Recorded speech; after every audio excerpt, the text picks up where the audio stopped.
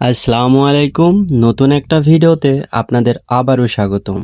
তো আজকে আমরা এমন একটি ভিডিও আপনাদের সাথে শেয়ার করতে চলেছি যে ভিডিওটা একটু অন্যরকম।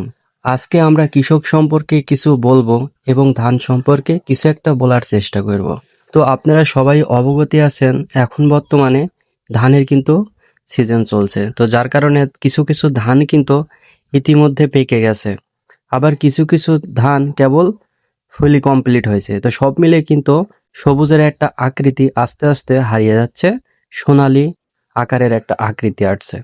তো সব মিলে কিন্তু মাঠে এসে অনেক বেশি ভালো লাগছে, যেহেতু প্রাকৃতিক সৌন্দর্যের মাঝে অনেকদিন পরে এসেছি। আপনারা যারা আমার ভিডিওগুলো দেখেন তারা হয়তো বুঝতে পেরেছেন যে অনেকদিন পরে মূলত আজকে আমরা ধানের মাঠে এসেছি। এই সুন্দর জায়গাটা আপনাদের সাথে একটু শেয়ার করছি। তো ইতিমধ্যে আমার অনেকগুলো ভিডিও আমি ফেসবুক পেজ থেকে রিমুভ করে দিছি। তো কিছু কারণ তো অবশ্যই আছে, তো সেই কারণগুলা আপনাদের কোনো একদিন বলবো। আর আপনারা ইতিমধ্যে এখানে কিন্তু অসংখ্য যুব সমাজের কিছু ছেলেপেলে দেখছেন। তো মূলত এরা এখানে আজকে একটা ভিডিও শুট করবে, তো যার কারণে সবাই কিন্তু আস্তে আস্তে নিজের একটু গুছিয়ে নিচ্ছে।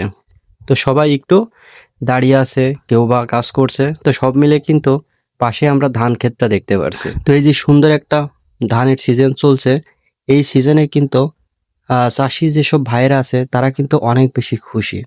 তো গত বছরের তুলনায় বা গত সিজনের তুলনায় এবার কিন্তু মাশাআল্লাহ ধানের অবস্থা খুবই ভালো। তো আপনারা সবাই অবগত আছেন, আমরা কিন্তু ধান কখনো ওইভাবে কিন্তু দেখি না বা মূল্যায়নও করি না।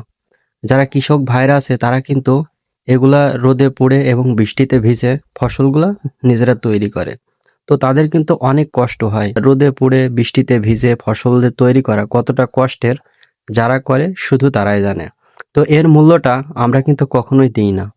যদি এই মূল্যটা আমরা দিতাম তাহলে কৃষকরা অনেক আনন্দিত হতো। তো সব মিলে কিন্তু আমরা একটা জিনিস দেখি যে সব সময় কৃষকের কিন্তু চাষ করার পরে লস হয়।